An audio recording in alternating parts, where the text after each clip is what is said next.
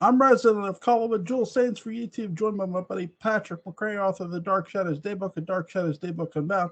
We're here to discuss Dark Shadows episode 884, narrated by Joan Bennett, uh, Yes. written by Violet Wells, directed by Henry Kaplan, actually. Really, really good. There are so many people who worked on Dark Shadows who were involved with this episode. It's crazy. I mean, Yeah, what are the chances? yeah, I really enjoyed the fact that you have Quentin going off and telling Kitty he can't chance being, or not Kitty, but Amanda Harris, that he can't be He with looks just kidding. her. He can't be with her, and because it's a danger to her. She thinks he's lying, but he's not really. He doesn't want a chance that the portrait has been destroyed in the fire that supposedly claimed the life of Count Petofi. It didn't really, though. At least we, No, he lives right here. Human heart. that's right. The glasses were found outside the house. That's what's important. They were. Um, but what did you think of this episode overall? I think it's great. I mean, it really is the first half of the wrap up to 1897 because the next episode I think is when we officially leave 1897, right? Yeah. Yep. Yeah. So this is Gregory's goodbye, Yes, it is. and uh, there are so many things to unpack about the way he wears the hat. There's so many things to unpack about his final moments. Yeah. He experiences such incredible infantile regression. We have to ask, is this who Gregory Trask, really is? Or is this just him reverting to what he's heard from the kids? And maybe this worked on him once, so he thinks maybe it'll work on her. I mean, there is enough irony in this to supply about 3 seasons of the Twilight Zone's endings. Um, so it's outstanding in that sense. I mean, there's not much to say about cleaning up the glasses other than don't trust Charles Delaware Tate at the end because he'll down. And Roger Kyrie Davis wonderfully telegraphs that with, oh yeah, 10 o'clock. 10 o'clock's great. I love 10 o'clock. Something like that. It's really he's having a good time. So I have a prediction I'm really hopeful for, by the way. Good. I would I one of the biggest flags I carry, because I carry a lot of unpopular flags. That's okay. But one of the biggest ones I carry is for Roger Davis and his performance on the show. Yeah. Because he's a lot of people are critical of him, and I what I'm about to say could be used as evidence against me, but like there's a shortage of that. I have directed 83 shows. I have an MFA in stage directing, emphasis Shakespeare. Uh, so I either know some stuff about this or I should. So take that as you will. And I don't know what the problem is with Roger Davis as an actor. And so I find myself looking at this episode and thinking, well, maybe people will come around to liking him more or whatnot. And yes, I am aware of all of the stories backstage during the show that he was a cut up. And the fact is that I am not reviewing backstage at the show. Right. Reviewing whether or not somebody was a cut up. I'm reviewing what I see and what I get from this, lively, interesting, clever, bright, intelligent actor that I see on TV. And I feel like sometimes within Dark Shadows fandom, there are certain cultural norms that are just accepted. If you're going to be a fan, these are certain things that, you know, you kind of, uh, I think among certain groups fall lockstep into. Yeah. And I don't. I mean, like I don't find this is not about me, and I'm sorry, I shouldn't make this about me. Yeah. I don't find the bloopers funny. Yeah. I mean, yes, occasionally there's going to be something, you know, vaguely amusing, but things like incestors, I swear to God, he did that on purpose. I swear to God, that's it. Louis Edmonds, from what I understand, was just too devilish a guy, and he found a way to slip in something very funny for a Louisiana boy to get in there and to not have Dan Curtis call cut. That's pretty smart. Um, but you know, one of the accepted things is that darn Roger Davis, and what an Hercules, um, and that just still to this day profoundly bothers me. He is different than the other men on the show, and I Yeah. think terrific. Good, we have some variety. That's I'm Jewel. I'm sorry, I went off Well, the reservation about 8 different directions, but I did it in the name of affection for a show that I love, and for different perspectives on the show that I love, and for an actor who I think's a lot of fun, and he's from my hometown. Matt, something. Sure. He's a very, very talented actor who knew how to play a heel very, very well. And I love when he's playing uh, a vampire as well. When he in 1897, when he, Oh, scariest vampire they had on the show. yeah, I mean he's terrifying. And when he comes back as Charles Delaware Tate, he is so criminally underrated. It's not even funny. I agree. And he's torn between the loyalty of Patofe and his revenge for Quentin. I mean, that's what cost him his powers with Patofe ultimately, because he hates Quentin. He Yeah. hates Quentin with a passion. Whereas Patofe wants to use Quentin, Tate just he's at the point, I don't care no more. This guy has taken something for me and I want revenge. And Yeah. you get his you sort of get his anger and you understand him, you know, even in the future when you meet him, you sort of still understand his pain, you know, with Quentin and stuff. And you sort of sense, okay, this guy got as much revenge as possible. I think Roger Davis really great actor. Again, the Dark Shadows, the biggest issue I have with the Dark Shadows isn't with Dark Shadows. It's with Hollywood itself never not really using the actors in prominent roles after DS. Yeah. I mean, you know, this is just a history of. I mean, this is just a Yeah, I think moment. from Jonathan to David to Laura to Roger himself, I think that's what hurt the DS cast really. Well, yeah, not getting more work for Right. cast. Uh, the one thing with Jonathan Frid, I think he's an exception to that, because I don't think he wanted to Right. tour. I mean, he retired. I mean, you know, the man did, you know, 900 episodes of Dark Shadows plus minus. Uh, that's, you know, let's round down. Let's say every episode's 20 minutes. Yeah.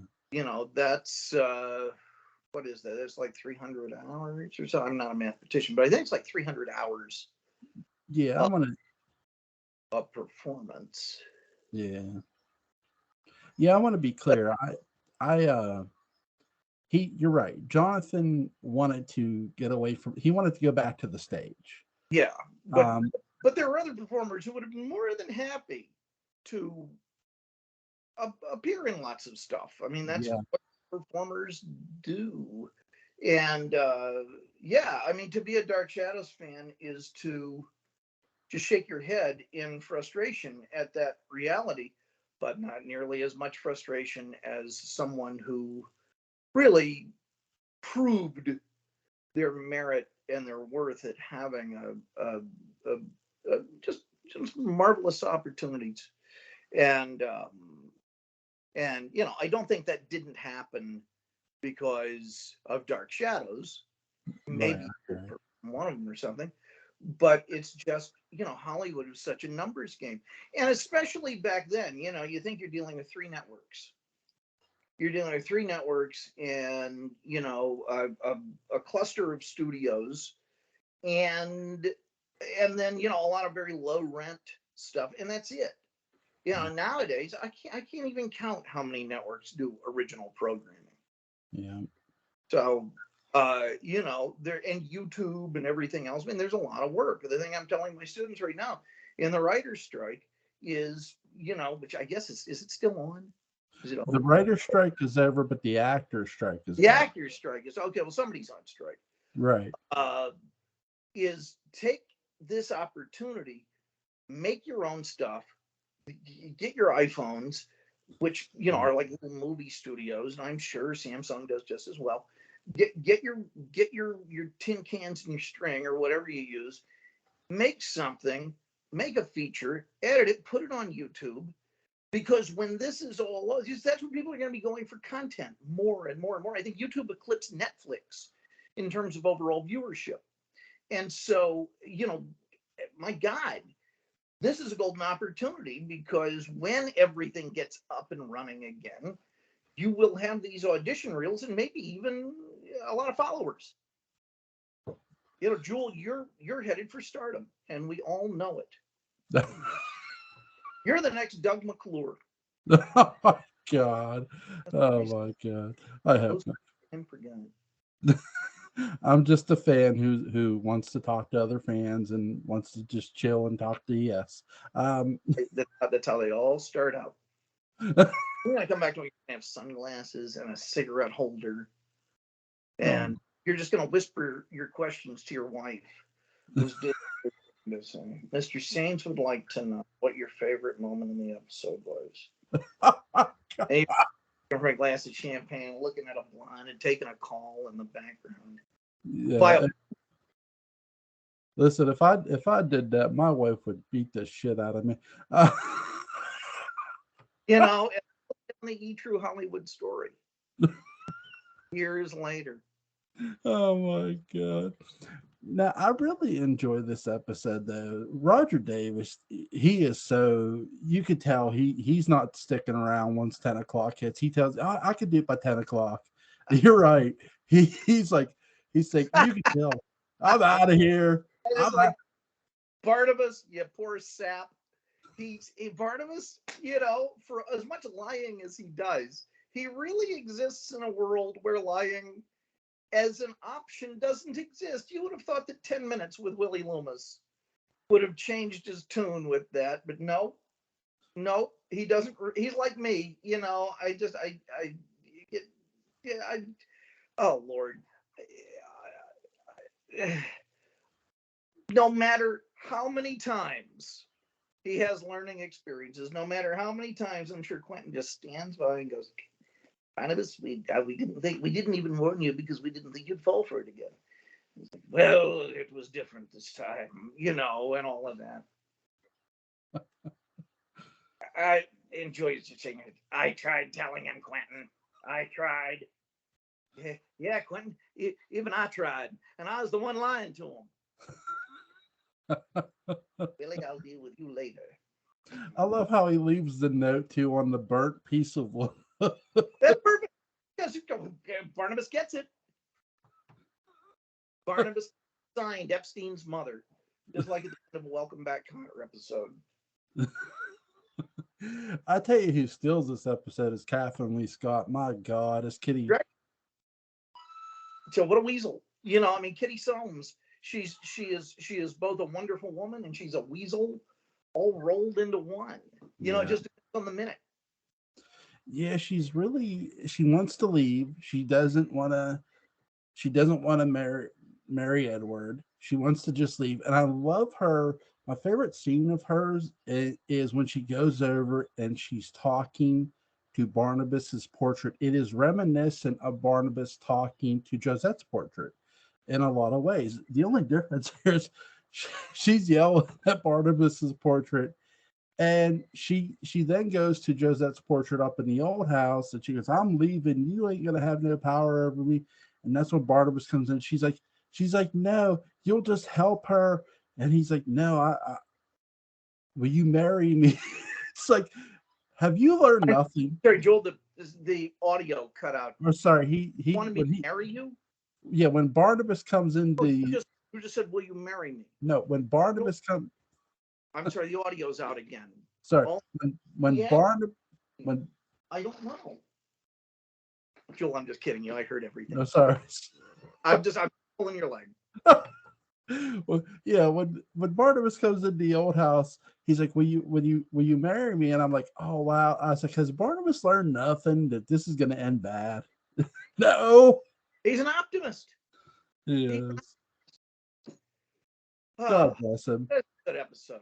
Good episode. I like too that when we're wrapping up Trask, it's Yeah. so before he shoots himself, it's so criminally good how great Jerry Lacey is.